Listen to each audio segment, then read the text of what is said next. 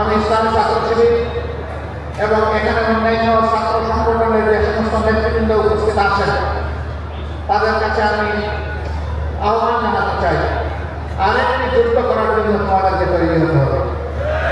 সেই যুদ্ধটা হচ্ছে শিক্ষা প্রতিষ্ঠানকে আগে সবার আগে মেরামত করা। শিক্ষা যেহেতু জাতির মেরুদণ্ড, এই জায়গায় তোমাদেরকে শপথ নিতে হবে আর কোনো চাপাতি কোম্পানিকে ওখানে ঢুকতে দেওয়া হবে না, কোনো কাজাকুকে ওখানে ঢুকতে দেওয়া হবে না, হাতে অস্ত্র নিয়ে ওখানে ঢুকতে দেওয়া হবে না, কোনরূপ যারা কায়েম করে তাদেরকেও ঢুকতে দেওয়া হবে না। শিক্ষা প্রতিষ্ঠানের টেন্ডার মধ্যে চালানো যারা করবে তাদের কোনো ঠিকানা শিক্ষা প্রতিষ্ঠানে হবে না। শিক্ষা প্রতিষ্ঠানে শুধু শিক্ষার চর্চা গবেষণা থাকবে। যদি তাই থাকে তাহলে আগামী বাংলাদেশ ঘুরে দাঁড়াবে ইনশাআল্লাহ। রাজনৈতিক একটা ছাত্র সংগঠন হিসাবে তাদের অধিকার প্রয়োগ করে সদস্য সংগঠন করতে পেরেছে। 10 সালের পরে আজ এই গির্জামার 10 সালের পরে এই গির্জামার আজকে 31 তারিখে ডিসেম্বরে অনুষ্ঠিত হতে যাচ্ছে। মাঝখানে না হওয়ার মূল কারণ আমি সবার বক্তব্য শুনি নাই, সার্ভিসের বক্তব্য থেকে চলে এসেছে।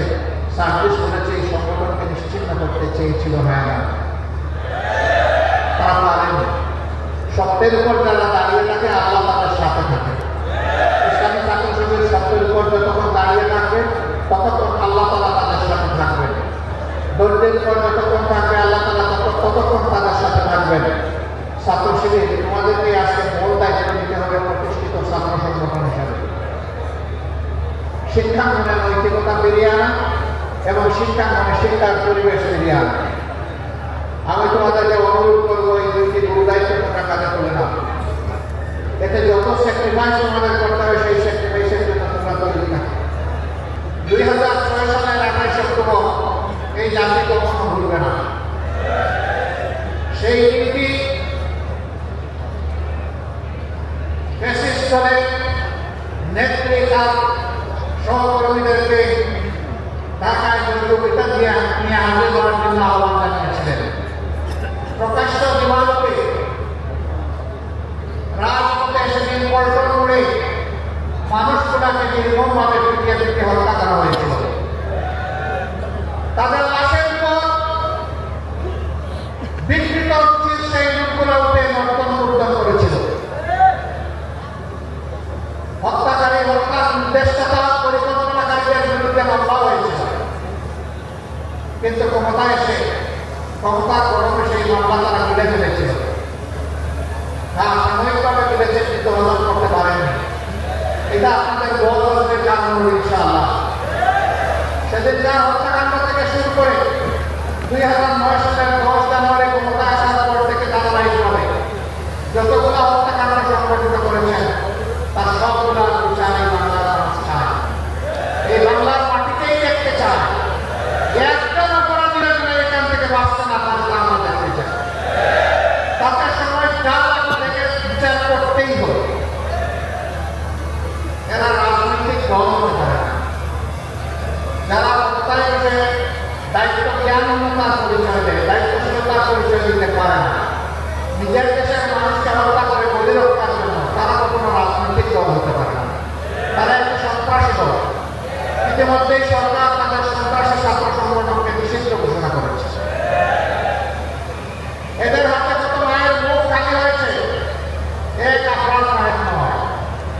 এরকম আপনার মায়ের আমাদের কত লোক, কত ছাত্রকে, আমাদের পরিবারকে তারা নির্মমভাবে হত্যা করেছে। এরা প্রত্যেকটি শিক্ষা প্রতিষ্ঠানকে অস্ত্রাগারে পরিণত করেছিল। মদের বোতল আর অস্ত্র দিয়ে ধরে রেখেছিল। গণরূপ তৈরি করে নির্যাতন চালাতো। নামাজের ছাত্রদেরকে নামাজের দেখতেই শিবির ট্যাগ দিয়ে তাদের উপর ঝাঁপিয়ে দিত। আপনার সাহেবের দুটি দোষ ছিল। একটি ছিল সে আধিপত্যবাদের বিরুদ্ধে কথা বলেছিল, আরেকটি হলো সে নামাজ পড়ত। এই দুটি তাদের কাছে অসহনীয় ছিল। এই জন্য নির্মমভাবে তাকে পিটিয়ে তার জীবন প্রতীক লিখে দেওয়া হয়। এটা শুধু ঢাকা বিশ্ববিদ্যালয়ের বই নয়, সারা বাংলাদেশের সমস্ত শিক্ষা প্রতিষ্ঠানকে চলদখলের মতো তাদের দখল করে নিয়েছে। এমনকি আমাদের মেয়েদের অবগতি নেই কথাগুলো বলতে হৃদয় ভেঙে যায়, লজ্জায় মাথা নত হয়ে আসে। এই জন্য এই কথাগুলো চিৎকার দিতে পারি না, বলতে পারি না। কেবল অত্যাচার আমাদের মেয়েদের উপর করা হয়েছে। এই 16 ডিসেম্বর পাশের দেশের প্রধানমন্ত্রী তিনি বিজয় দিবসের শুভেচ্ছা দিতে গিয়ে ভারতীয় সৈনিক সেনাপতিদেরকে দিয়েছেন আর বলেছেন এটা ভারতের বিজয় দিবস। যারা স্বাধীনতার চেতনার কথা বলেন, বেশি বেশি বলেন, তারা এখন চোখ কেন? তাই দেখে আপনারা এটাকে বাংলাদেশের বিজয় স্বীকার করছেন না। আর যদি বিজয় স্বীকার করে থাকেন তাহলে প্রতিবাদ করেননি কেন?